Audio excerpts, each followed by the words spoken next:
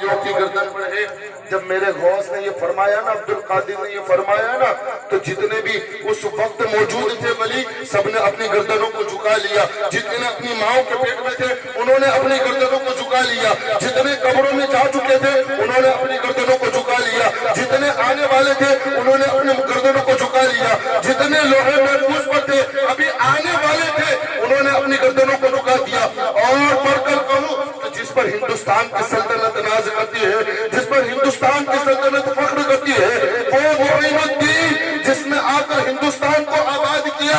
جب سنانا معین الدین نے کہ عبد القادر جامع مسجد کی ممبر پر بیٹھ کر فرماتے ہیں میرے قدم تمام ولیوں کی گردن پر ہے، تو معین الدین کہتے ہیں یا غوث آپ کا قدم میری گردن پر نہیں بلکہ میری آنکھوں پر، میری آنکھوں کی پلکوں کے اوپر ہے، میری آنکھوں کی پلکوں کے اوپر ہے. کیا شان عطا فرمائیے، کیا شان ہے غوث الاعظم دستگیر کی. میرے غوث عبد القادر جیلانی کی شان بیان کروں تو کیا کروں. جو غوث 12 سال کی ڈوبی کشتی کو ترا سکتا ہے. غوث کی شان تو یہ ہے کہ ہم لوگ کعبے کا طواف کرنے جاتے ہیں، کعبہ خود میرے غوث کے گھر کا طواف کرتا ہے. ہاں یہ شان ہے میرے غوث الاعظم دستگیر کی. اور اس جملے کے اوپر غوث کی شان کو ختم کروں، اس جملے کے اوپر کہ غوث کی شان کیا ہے. میرے عبد القادر کی شان تو یہ ہے کہ جب آپ بھوکے ہوتے ہیں نا، آپ جب کھانا نہیں کھاتے نا، تو آپ کا رب آپ کو قسمیں دے دے کر کھلاتا ہے. اس سے بڑی شان کیا بیان کروں یار. آپ کا رب آپ کو قسمیں دے دے کر کھلاتا ہے، وہ میرے غوث کی شان ہے. تو وہی حسین کا ایک بیٹا جو آج بغداد کے اندر آرام فرما رہے ہیں، جب غوث پاک کے سامنے ایک بادشاہ آیا کہنے لگا کہ اے غوث پاک، اے عبد القادر، میں آپ کو قتل کر دوں گا، آپ کو فنا کر دوں گا. تو اس بادشاہ نے اپنی پوری فوج کو بھیجا. کس کو؟ اپنی پوری فوج کو بھیجا. غوث پاک نے جب سنا کہ فوج آ رہی ہے تو غوث پاک اپنی درسگاہ کے اندر بیٹھے ہوئے تھے. غوث پاک کے پاس ایک کٹورا تھا. غوث پاک نے اس کٹورے کو لیا اور کٹورے کو صرف اوندا کر دیا. غوث پاک نے کٹورے کو لے کر اوندا کر دیا تو وہ جو بادشاہ کی پوری فوج آ رہی تھی نا، وہ پوری فوج غائب ہو گئی. پوری فوج غائب ہو گئی. ایک بیٹا بغداد میں سویا ہے، ایک بیٹا ہندوستان کے اندر سویا ہے. جب بیٹے ہمیں یہ درس دے رہے ہیں، بیٹے سکھا رہے ہیں کہ ہمارا بابا حسین اگر چاہتا تو فوج کو بھی غائب کر سکتا تھا، اور اگر چاہتا تو میرے فرات کو بھی اڑا سکتا تھا. یہ بیٹے ہمیں درس دے رہے ہیں، لیکن یہاں پر کرامت دکھانا تھا اور وہاں پر استقامت دکھانی تھی. وہاں پر استقامت دکھانی تھی، یہاں پر کرامت دکھانی تھی. یہ میرے مولا حسین کی ذات ہے. جب امام علی مقام امام حسین کے پاس، جب امام حسین کو قاصد کہنے آیا مسجد نبوی کے اندر کہ حسین آپ کو مدینہ کا گورنر ولید بن عقبہ آپ کو بلا رہا ہے، ولید بن عقبہ آپ کو بلا رہا ہے. دوپہر کا وقت تھا. حسین ابن علی نے حسین نے کہا کہ چلو تم جاؤ، ہم آتے ہیں. مولا حسین نے حضرت غالباً اس وقت حضرت عبداللہ ابن زبیر مولا حسین کے ساتھ بیٹھے ہوئے تھے. آقا حسین نے فرمایا کہ یہ وقت گورنر مدینہ ولید بن عقبہ کے ملنے کا وقت تو ہے نہیں. لگتا ایسے ہے کہ آج حضرت امیر معاویہ کا انتقال ہو گیا ہے اور یزید تخت پر آ کر بیٹھا ہے اور ہماری بیعت چاہتا ہے، ہماری بیعت چاہتا ہے یزید. امام علی مقام نے یہ گفتگو کر رہے تھے تو امام علی مقام نے حضرت عبداللہ ابن زید سے حضرت امام حسین نے کہا کہ چلو تم چلتے ہو. حضرت ابن زید نے فرمایا کہ اے حسین میں تو نہیں آتا. امام حسین نے فرمایا تو میں جاؤں گا.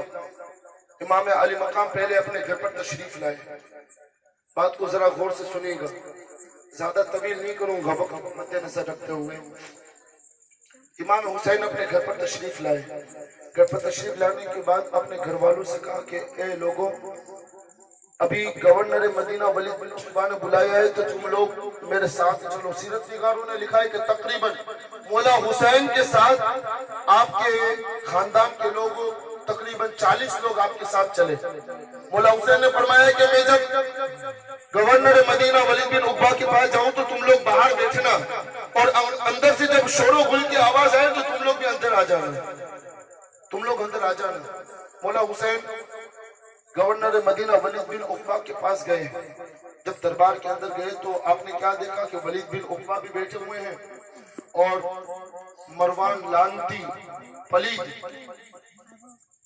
اتنا بڑا لعنتی تھا، مروان بھی اس وقت وہاں پر بیٹھا ہوا تھا۔ اب مروان کے بارے میں رسول اللہ صلی اللہ تعالیٰ علیہ وسلم نے مروان پر بھی لعنت کی ہے اور اس کے باپ حکم پر بھی لعنت کی ہے۔ مروان اتنا بڑا بدبخت تھا نا یارو، زیادہ طویل نہ کرتے ہوئے، مروان اتنا زیادہ بدبخت تھا، بد اخلاق تھا کہ اس پر رسول اللہ نے لعنت کی ہے اور اس کے باپ پر بھی لعنت کی ہے۔ اور مروان اتنا بڑا فقیر تھا کہ حضرت عثمان غنی کو جب شہید کیے گئے تو وہ منصوبہ بنانے کے وقت بھی مروان کا بڑا تھا، بڑا فقیر تھا مروان۔ مروان بھی اس وقت وہاں پر بیٹھا ہوا تھا۔ تو امام علی مقام جب آئے تو امام علی مقام کو خبر سنائی گئی کہ حضرت امیر معاویہ کا انتقال ہو گیا ہے، تو امام علی مقام نے تعزیت فرمائی اور امام علی مقام نے انا للہ و انا الیہ راجعون پڑھا اور آپ کی مغفرت کے لیے دعا فرمائی۔ پھر ولید بن عقبہ نے وہ خط پڑھا، ولید بن عقبہ نے کہا کہ اے امام علی مقام، امام حسین، یزید یہ چاہتا ہے کہ آپ اس کی بیعت کر لیں، یزید یہ چاہتا ہے کہ آپ اس کی بیعت کر لیں۔ امام علی مقام نے، لوگوں کو پتا تھا کہ یزید زانی ہے، فحاشی ہے، ہر طرح کا گناہ کرتا ہے۔ امام علی مقام کے پاس جب یہ بات آئی کہ یزید یہ چاہتا ہے کہ آپ اس کے ہاتھ پر ہاتھ دے کر بیعت کر لیں، تو مولا حسین نے فرمایا کہ یزید یہ چاہتا ہے کہ یہ کبھی، امام علی مقام نے کہا یہ کبھی ہو نہیں سکتا، اگر یزید میری بیعت چاہتا ہے تو ایک کمرے میں بیٹھ کر بیعت نہیں ہوگی، آپ مدینہ کے لوگوں کو جمع کرو اور لوگ اس کے ہاتھ میں بیعت کریں گے، ہم دیکھیں گے۔ مولا حسین نے یہ بھی نہیں فرمایا کہ ہم بیعت کریں گے، نہیں، حسین نے فرمایا ہم دیکھیں گے۔ تو ولید بن عقبہ اچھے گورنر تھے، ولید بن عقبہ اچھا انسان تھے، ان کے دل میں رسول اللہ کی محبت تھی، رسول اللہ کی آل کی محبت تھی۔ ولید بن عقبہ کہنے لگے کہ حسین آپ نے اچھا مشورہ دیا ہے، یہ میں خط لکھ کر رسید کی طرف روانہ کر دیتا ہوں۔ مولا حسین نے کہا چلو بات ہو گئی، میں چلتا ہوں۔ اب اتنے میں مروان بولا ولید بن عقبہ سے کہ اے ولید، آج حسین ہاتھ لگے ہیں، اگر تو آج حسین کو جانے دے گا، آج حسین کو تو جانے دے گا تو یہ تیرے ہاتھ سے نکل جائیں گے، ان کو تو قتل کر ڈال، ان کو تو شہید کر ڈال۔ امام علی مقام نے سنا تو اپنے چہرے کو پھیرا اور پھیرنے کے بعد کہا کہ اے مروان، تو مجھے شہید کرے گا؟ امام علی مقام نے کہا کہ مروان تو مجھے شہید کرے گا یا یہ ولید بن عقبہ بیٹے یہ مجھے شہید کریں گے؟ امام علی مقام نے کہا کہ تو جھوٹا ہے، تو مجھے شہید نہیں کر سکتا، نہ تو مجھے قتل کر سکتا ہے۔ ولید بن عقبہ نے کہا کہ امام آپ جائیے۔ ولید بن عقبہ نے مروان کی طرف دیکھ کر کہا کہ مروان تو مجھے رسول اللہ کی آل کو شہید کرنے کا حکم دیتا ہے؟ ولید بن عقبہ کہنے لگے کہ امام علی مقام آپ جائیے۔ امام حسین وہاں سے نکلے۔ اب مروان نے ولید بن عقبہ سے کہا کہ اے ولید، آج تو نے حسین کو جانے دیا ہے، اب حسین کبھی بھی تیرے ہاتھ نہ لگیں گے۔ یزید نے ایک خط کا، مروان نے ایک خط لکھ کر یزید کی طرف روانہ کر دیا۔ ادھر امام علی مقام، امام عرش مقام، امام حسین اپنے گھر پر تشریف لائے۔ جب امام حسین اپنے گھر پر تشریف لائے تو گھر والوں سے کہا کہ اے گھر والوں، تیاری کرو، اب ہم لوگ مدینہ کے اندر نہیں رہیں گے، اب ہم لوگوں کو مدینہ چھوڑ دینا ہے، اب ہم لوگوں کو مدینہ کے اندر نہیں رہنا۔ گھر والوں کی سوچ دیکھیے، گھر والوں کی فکر دیکھیے کہ گھر والوں میں سے کسی نے بھی یہ نہیں کہا کہ حسین اپنے فیصلے کو بدل لیا، کسی نے بھی یہ نہیں کہا۔ جب امام علی مقام نے اپنے گھر والوں سے کہا کہ اے گھر والوں تیاری کرو، اب ہمیں مدینہ کے اندر نہیں رہنا ہے، ہمیں یہاں سے کوچ کرنی ہے، ہمیں یہاں سے رخصت ہونا ہے، ہمیں یہاں سے جانا ہے مدینہ چھوڑ کر۔ اب جو لوگ حج کر کے آئے ہیں، جو لوگ حاجی ہیں، حج پڑھ کر آئے ہیں، آپ لوگ ان لوگوں سے پوچھو، ان سے پوچھو آپ لوگ کہ جب مدینہ چھوٹتا ہے نا تو کیا کیفیت ہوتی ہے۔ آقا حسین نے اپنے گھر والوں سے کہا نا کہ تیاری کرو ہمیں مدینہ چھوڑنا ہے، تو گھر والوں کے دلوں کے اوپر بجلی سی گر گئی، ہائے مدینہ چھوڑ دینا۔ جو لوگ حج کرنے کے لیے گئے ان سے پوچھو کہ جب وہ مدینہ چھوڑتے ہیں، جب رسول اللہ کا شہر جب چھوڑتے ہیں تو ان لوگوں کو لگتا ایسے ہے کہ ہمیں مدینہ کے اندر موت آ جائے تو بہتر ہے، لیکن مدینہ چھوڑ کر نہیں جانا، مدینہ کو نہیں چھوڑنا۔ حسین نے جب اپنے گھر والوں سے کہا اب اپنے تصور کے اندر اس ماحول کو لیجیے، اس سچویشن کو اپنی تصور کے اندر لیجیے کہ مولا حسین نے جب کہا ہوگا اپنے گھر والوں سے کہ ہمیں مدینہ چھوڑنا ہے، جو لوگ حج کرنے کے لیے گئے ان کو جب ٹورسٹ کہتا ہے، ٹور والا کہتا ہے کہ چلو آخری دن ہے آج ہمیں مدینہ چھوڑنا ہے، تو ان لوگوں کے آنسو نہیں تھمتے۔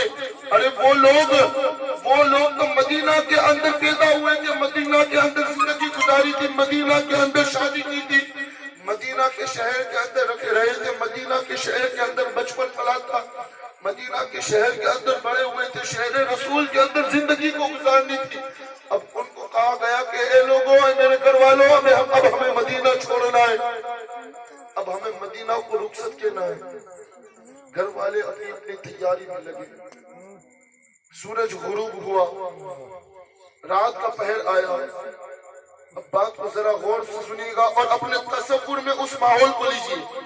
تھوڑی دیر کے لیے جن لوگوں کی آنکھیں بند ہو گئی ہیں وہ لوگ اپنی آنکھوں کو کھولیں اور تصور کریں کہ جب وہ ماحول کیسا ہوگا، وہ سچویشن کیسی، اس ماحول کو، اس تصور کو اپنے ذہن کے اندر بٹھائیں۔ رات ہوئی، جب رات ہوئی نا، سورج غروب ہوا، چاند اپنے پورے شباب پر نکلا، مدینہ کے اوپر بادلوں کی سیاہ چادر نے مدینہ کے اوپر ڈھک دیا، مدینہ کے تمام گھر دروازے بند ہو گئے، مدینہ کے کئی لوگ عبادتوں میں چلے گئے، کئی لوگ بستروں پر جا کر سو گئے، پورے مدینہ کے اندر دروازے بند ہو گئے۔ ایک دروازہ ایسا تھا رسول اللہ کی آل کا دروازہ جو کھلا ہوا تھا۔ حسین نے جب کہا نا کہ مدینہ چھوڑنا ہے تو کوئی اپنی آستینوں سے آنسو پوچھ رہا ہے، کوئی کونے میں بیٹھ کر رو رہا ہے، کوئی اپنی ماں سے لپٹ کر رو رہا ہے کہ آج مدینہ چھوڑنا ہے۔ بادل نے سیاہ چادر ڈال دی مدینہ کے اوپر، سب دروازے بند ہو گئے، ایک دروازہ جو رسول اللہ کی آل کا دروازہ، حضور کے گھر والوں کا دروازہ کھلا ہے۔ اب اتنے میں آقا حسین اپنے دبے قدموں کے ساتھ، بوجھل قدموں کے ساتھ اپنے گھر سے نکلتے ہیں۔ نکلنے کے بعد حسین مدینہ کی سرزمین پر چل رہے ہیں، چلتے چلتے پہلے مسجد نبوی کے اندر داخل ہوئے، وہاں سے مسجد نبوی سے سیدھا اپنے نانا محمد مصطفیٰ صلی اللہ تعالیٰ علیہ وسلم کے مزار پر گئے۔ جب حسین اپنے نانا محمد مصطفیٰ صلی اللہ علیہ وسلم کے مزار پر پہنچے، اپنے نانا کی بارگاہ میں آخری سلام عرض کیا حسین نے۔ وہ سلام کس طرح سے عرض کیا ہوگا اپنے تصور کے اندر اس کو ایسے لیجیے۔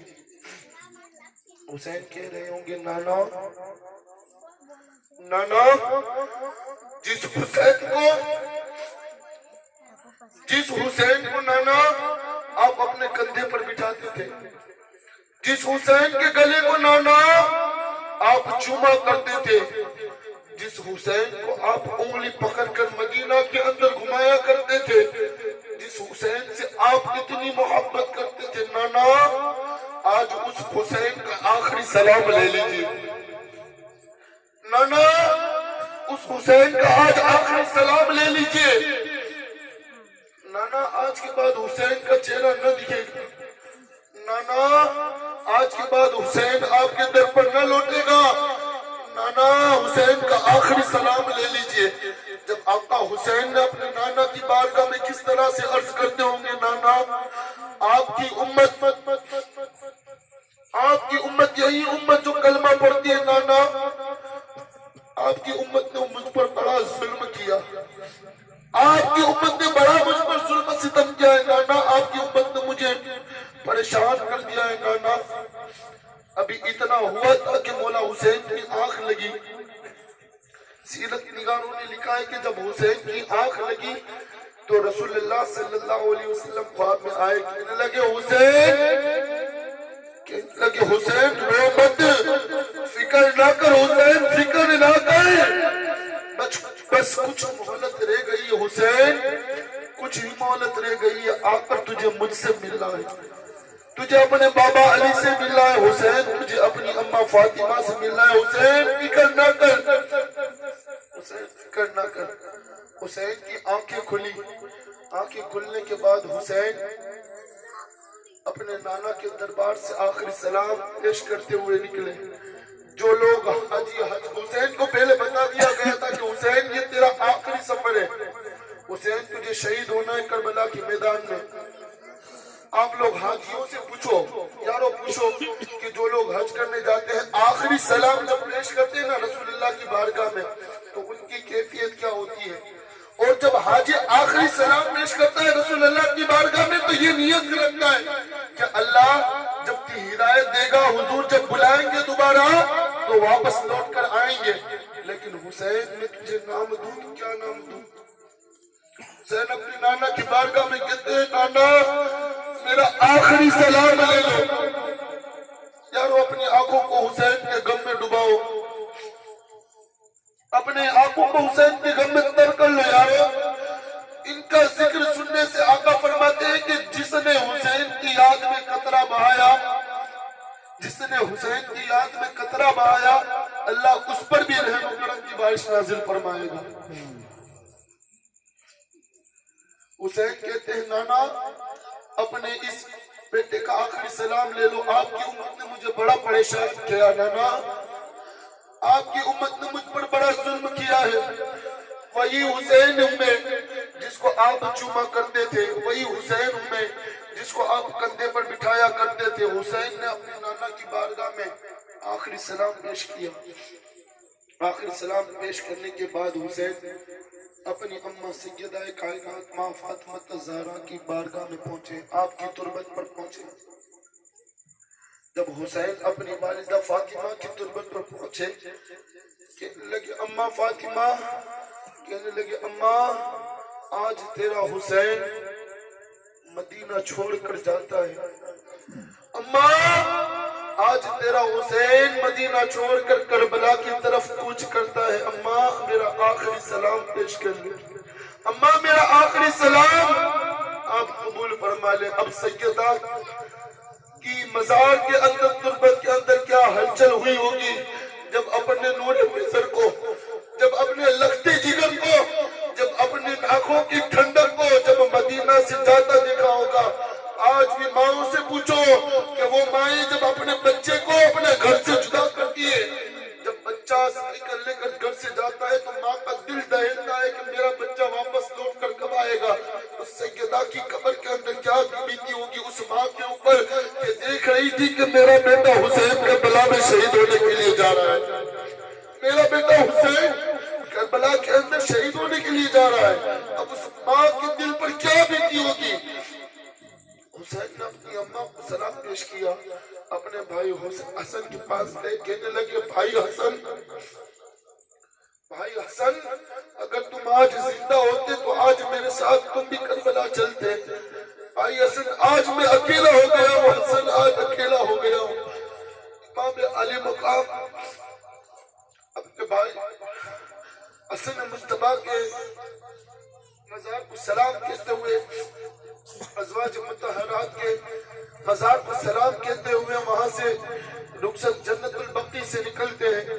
جب حسین جنت البقیع سے نکل رہے ہوں گے، جنت البقیع کے تمام مرحوم حسین کو دیکھ رہے ہوں گے، آج رسول اللہ کا شہزادہ مدینہ چھوڑ کر جاتا ہے، آج حضور کا پیارا بیٹا مدینہ چھوڑ کر جا رہا ہے۔ سب رشک بھری نگاہوں سے حسین کو دیکھ رہے ہوں گے۔ ابھی حسین جنت البقیع سے نکلے، اب حسین اپنے گھر میں داخل ہوتے ہیں، گھر کے اندر قیامت صغریٰ کھائی۔ حسین اپنے گھر کے اندر داخل داخل ہوئے تو گھر کے اندر قیامت صغریٰ قائم ہے. کوئی کونے میں بیٹھ کر رو رہا ہے, کوئی اپنی ماں سے لپٹ کر رو رہا ہے, اس لیے کہ شہر مدینہ چھوٹ رہا ہے, شہر مدینہ چھوٹ رہا ہے. سیرت نگاروں نے لکھا ہے کہ مدینہ کی سرزمین وہ سرزمین ہے کہ جہاں پر اللہ روزانہ 10 رحمتیں نازل کرتا ہے. اس دنیا کے اندر ایک رحمت پوری دنیا کے اندر تقسیم ہوتی ہے اور 9 رحمتیں مدینہ کے اندر اترتی ہے. یارو وہ مدینہ کی سرزمین تھی. جب حسین اپنے گھر کے اندر داخل ہوئے, حسین اپنے گھر کے اندر پہنچے تو قیامت صغریٰ قائم تھی. کوئی کونے میں بیٹھ کر رو رہا ہے, کوئی اپنی آستینوں سے اپنے آنسوں کو پوچھ رہا ہے, کوئی اپنی ماں سے لپٹ کر رو رہا ہے. سب رو رہے تھے. حسین نے کہا تیاری کرو, ہمیں کچھ کرنا ہے, ہمیں سفر کرنا ہے. اتنے میں امام علی مقام, امام عرش مقام, امام حسین رضی اللہ تعالیٰ کی چھوٹی بیٹی سیدہ فاطمہ صغرا, وہ علی تھی. جب حسین گھر میں داخل ہوئے تو سیدہ فاطمہ صغرا نے کہا بابا یارو گفتگو کو دل سے سنی جا, اس کیفیت کو محسوس کرو, اس عالم کو محسوس کرو جن کو پتا تھا کہ ہمیں کربلا کے میدان میں شہید ہونے جانا ہے, جنہیں پتا تھا کہ ہمیں کربلا کے میدان میں شہید ہونا ہے, جان کو رب کی بارگاہ میں پیش کرنا ہے. جب گھر میں داخل ہوئے تو آپ کی چھوٹی بیٹی فاطمہ صغرا نے کہا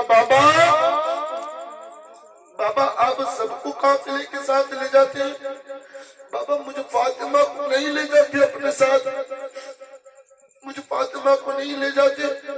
امام عرش مقام امام حسین نے کہا کہ بیٹی فاطمہ تو بیمار ہے, تو علیل ہے, تو آرام کر, تو جب صحیح ہو جائے گی تو میں تیرے بھائی علی اکبر کو بھیج کر تجھے بلا لوں گا. تو صحیح ہو جائے گی نا تو خط لکھ دینا, تو خط لکھنا تو میں تجھے بلا لوں گا. سیدہ فاطمہ صغرا عرض کرتی ہیں بابا آپ پورے قافلے کو لے کر جاتے ہیں, آپ مجھے لے کر نہیں جاتے. بابا میں بیمار نہیں ہوں, میں اٹھ سکتی ہوں. بابا میں آپ کے قافلے کا سب کام کروں گی. وہ چھوٹی سی بچی کہتی اپنے باپ سے امام حسین سے کہ بابا میں آپ کو پریشان نہیں کروں گی, میں آپ کی لگام, آپ کی جانور کی, آپ کی سواری کی لگام پکڑ کر چلوں گی. بابا میرا بھائی علی اصغر روئے گا نا بابا تو میں اس کو چپ کراؤں. بابا میرا بھائی علی اصغر روئے گا تو اس کو چپ کرانے کے لیے کوئی تو چاہیے ہوگا, بابا میں اس کو چپ کراؤں گی. بابا مجھے ساتھ لے کر چلے. آقا حسین کی آنکھوں سے آنسو جاری, یہ پورا قافلہ پورا گھر رو رہا ہے. فاطمہ صغرا کہتی ہے سیرت نگاروں نے یہاں تک لکھا, بعد کربلا کا منظر لکھا کہ جب قافلہ چلا گیا, قافلہ جب چلا گیا تھا تو سیدہ صغرا کی کیفیت بیان کرتے ہوئے سیرت نگار لکھتے ہیں کہ فاطمہ صغرا اپنے دروازے کے اوپر بیٹھی تھی کہ میرے بھائی علی اکبر ابھی آئیں گے اور مجھے لے جائیں گے, یہاں سے مجھے یہاں سے لے کر جائیں گے. فاطمہ صغرا کہتی ہے بابا آپ پورے قافلے کو لے کر جاتے ہیں, آپ مجھے نہیں لے جاتے, میں آپ کی سواری کی لگام پکڑ کر چلوں گی. میرا بھائی علی اصغر روئے گا تو میں اس کو چپ کراؤں گی. آخر میں کہتی ہے بابا اگر آپ کے قافلے کے اندر کھانا کم پڑ جائے گا بابا تو میں آپ کو قافلے کا کھانا تک نہیں کھاؤں گی. بابا آپ کو لگتا ہے میں بیمار ہوں, میں چل نہیں سکتی.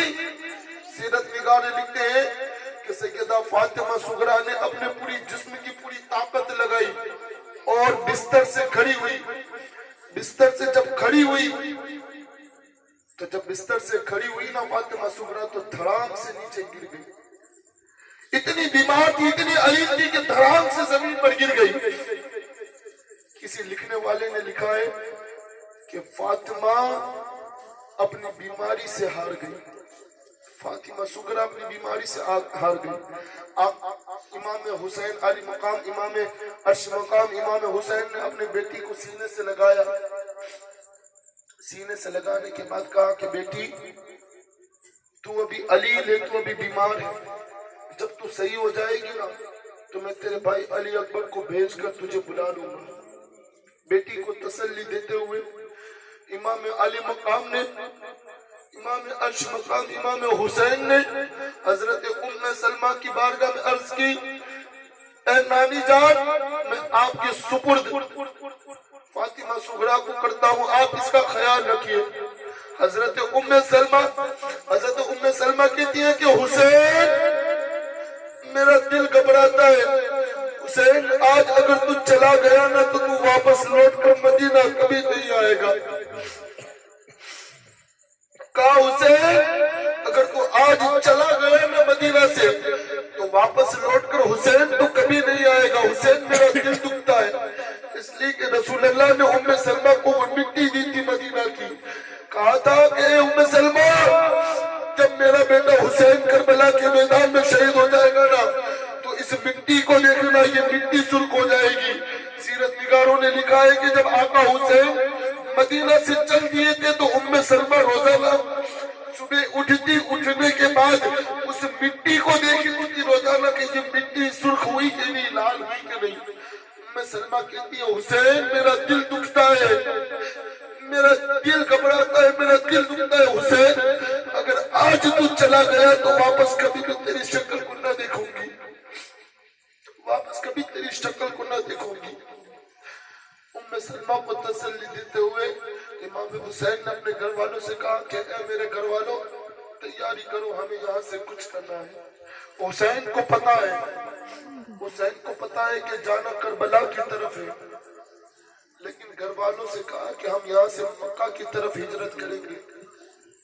اب وہ پورا قافلہ، نورانی قافلہ سواری تیار کر دی گئی، بیویوں کو بٹھا دیا گیا، پردے کی آڑ میں بٹھا دیا گیا بیویوں کو۔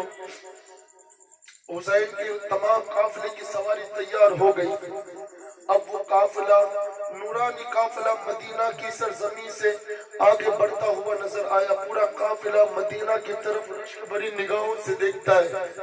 تصور کرو یارو، تصور کرو کہ پورا قافلہ مدینہ کی طرف سرزمین کی طرف دیکھتا ہے، گویا کہ قافلے والے حضور کے مزار کو دیکھ رہے تھے کہ اے نانا جس کے لیے آپ تڑپ جایا کرتے تھے، نانا جس کی محبت میں آپ منبر سے اترتے تھے، وہ حسین آج آپ کے مدینہ کو چھوڑ کر جاتا ہے۔ نانا جس کی محبت میں آپ نے منبر چھوڑا، حضور خطبہ دیتے ہوئے منبر سے نیچے اتر جاتے تھے جب دیکھتے تھے کہ میرا بیٹا حسین گر گیا ہے، وہی حسین آج مدینہ کو چھوڑ کر جا رہا ہے، وہی حسین آج مدینہ کو چھوڑ کر جا رہا ہے۔ مدینہ کو وہ پورا قافلہ مدینہ کی طرف مڑ مڑ کر دیکھ رہا ہے، گویا کہ مدینہ کی در و دیوار، مسجد نبی کی در و دیوار حسین کے قافلے کی طرف دیکھ رہی ہے کہ اے حسین آج تو رسول اللہ کے دین کو بچانے کے لیے جا رہا ہے، آج تو اللہ کے دین کو بچانے کے لیے جا رہا ہے، تو اپنے گھر کو ویران کر کے جا رہا ہے۔ حسین تیرا گھر تو ویران ہو جائے گا لیکن رسول اللہ کے دین کو نئی زندگی مل جائے گی، رسول اللہ کے دین کو نئی زندگی مل جائے گی۔ اب وہ نورانی قافلہ آگے بڑھتا ہے، آگے بڑھا، حسین کی سواریوں کی پگ سے جو گھوڑے کے جو پگ تھے وہ زمین پر لگے، وہ دھول غبار اڑی۔ اب اس غبار کے اندر پورا قافلہ چھپ گیا، پورا قافلہ ہجرت کر گیا۔ یہ ہجرت امام علی مقام نے اپنے پورے قافلے کے ساتھ ہجرت کی۔ انشاءاللہ تعالی آگے کی گفتگو ہم کل سماعت کریں گے، اس لیے کہ ہمیں ابھی ایک دو دن اور زیادہ طویل کرنا ہے، کل ہماری مجلس کل ختم نہیں ہوگی انشاءاللہ تعالی۔ یہ کل سنیچر ہے، ریوار کے دن تک ہم اپنی مجلس کو قائم کریں گے، تو آپ تمام حضرات بڑی سے بڑی تعداد میں اپنے بھائی دوستوں کو بھی ساتھ میں لے کر آئیں، اور کل انشاءاللہ آگے کی گفتگو کو سماعت کریں گے۔ امام مسلم اور ان کے بچوں کی شہادت کو کل سماعت کریں گے، تو کل انشاءاللہ وقت پر آ جائیں اور امام علی مقام کی محبت میں آ کر بیٹھیں۔